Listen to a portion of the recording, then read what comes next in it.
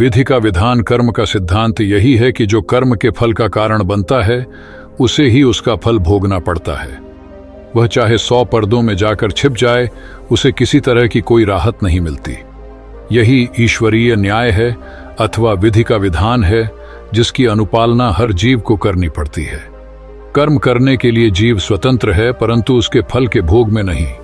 हर जीव को अपने सुकर्मों अथवा दुष्कर्मों का मधुर या कठोर दंड भुगतना ही पड़ता है। उसके लिए उसकी मर्जी नहीं पूछी जाती। यहां एक उदाहरण लेते हैं। हमारे आसपास बहुत से फलों के पेड़ लगे रहते हैं। उन मीठे फलों को हमारी आंख पेड़ पर लगा हुआ देखती है। उन्हें देखकर लालचवश खाने की इच्छा हो जाना स्वाभाविक बात होती है। समस्या यह है कि आंख तो फल तोड़कर खा नहीं सकती, इसलिए पैर तेजी से चलते हुए उस पेड़ के पास फल तोड़ने के लिए पहुंच जाते हैं। अब यहां दूसरी समस्या आ जाती है। वह यह है कि पैर तो फल तोड़ नहीं सकते, इसलिए हाथों आगे बढ़कर मधुर फल तोड़ते हैं और मुंह उन फलों को बहुत स्वाद लेकर खाता है। इस तरह वे सभी फल पेट में चले जाते हैं। अब देखने और समझने वाली बात यह है कि जिसने फल देखा वह फल तोड़ने गया नहीं। जो फल तोड़ने की कामना कर रहा था वह गया, पर उसने फल तोड़ा नहीं। जिसने फल तोड़ा उसने उसे खाया नहीं, और जिसने फल खाया उसने उसे अपने पास रखा नहीं, क्योंकि वह तो उसी पेट में चला गया था।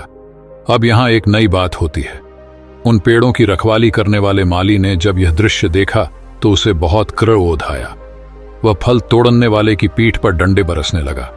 डंडे उसकी पीठ पर पड़े, जिसकी कोई गलती नहीं थी, लेकिन जब डंडे पीठ पर पड़े तब आंसू उसी आंख में आए जिसने सबसे पहले मीठे फलों को देखा और बिना मालिक से पूछे तोड़कर खाने की इच्छा व्यक्त की थी। यह अपने आप में कर्म के फल का उदाहरण है।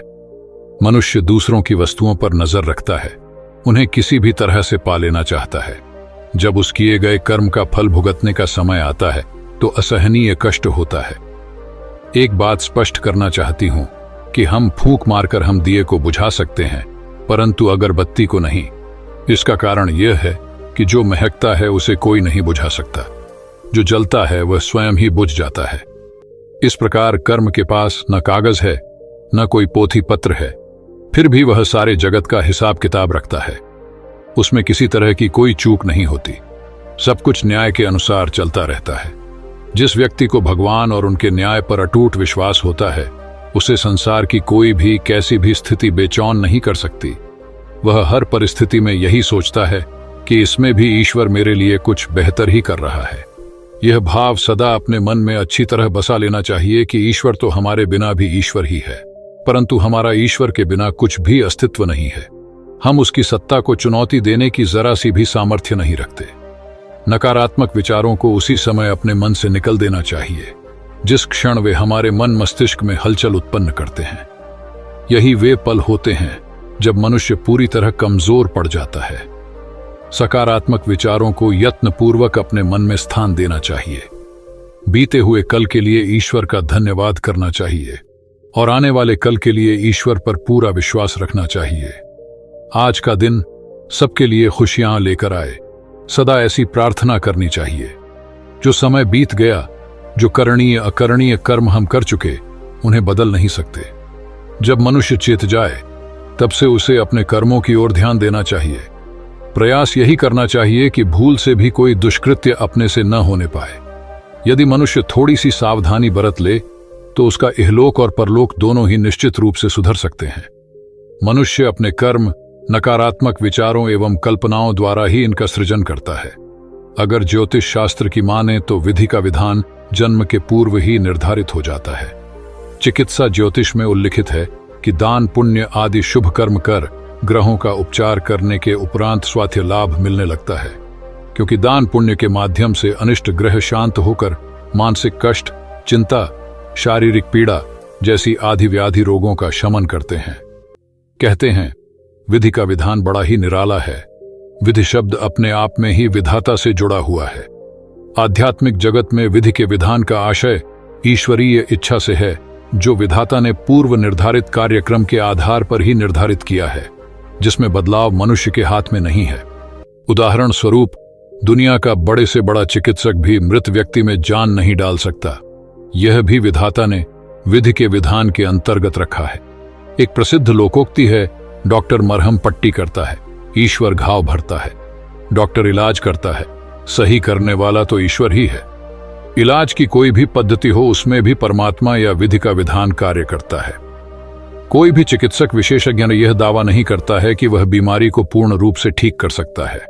वह सिर्फ निरोग होने या स्वस्थ करने का वातावरण बनाता है। जो ताकत बीमारी को ठीक करती है, जो घाव भरती है या हड्डियों को जोड़ती है, उसके कई नाम हैं, जैसे प्रकृति, आंतरिक चेतना शक्ति, ईश्वर इत्यादि। जब घाव हो जाता है तब सृजन की प्रक्रिया में विधि का विधान ही कार्य करता है, तब कहीं जाकर घाव भर पाता है। इसीलिए कहा जाता है कि डॉक्टर घाव पर पट्टी बांधता है और भगवान उसे ठीक करता है। अगर कर्म फल के विधान को देखा जाए तो ईश्वर कभी किसी व्यक्ति की जिंदगी में बीमारी, अस्वस्थता, दुर्घटना अथवा विपत्ति नहीं भेजता। जब हम किसी संकट में पड़ जाते हैं या हमें कोई सताता है, तब हम ईश्वर की प्रार्थना करते हैं।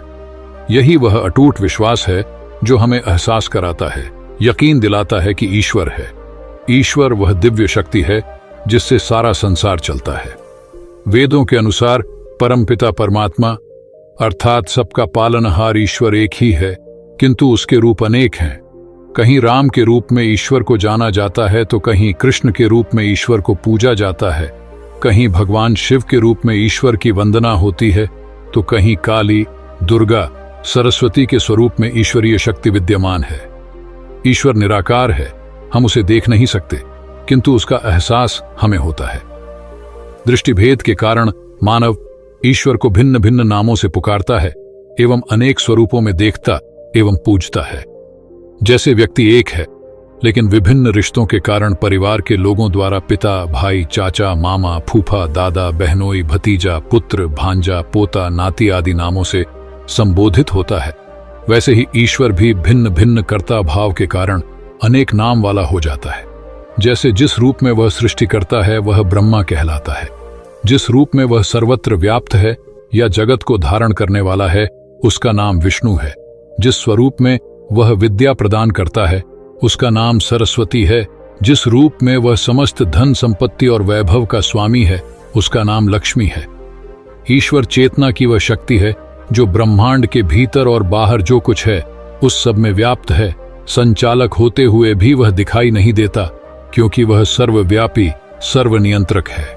ज्योतिष शास्त्र के माध्यम से जन्म कुंडली में स्थित ग्रह नक्षत्रों के द्वारा विधि के विधान को समझकर उनके अनुसार कार्य व्यवहार कर आकस्मिक हानि से बचा सकता है।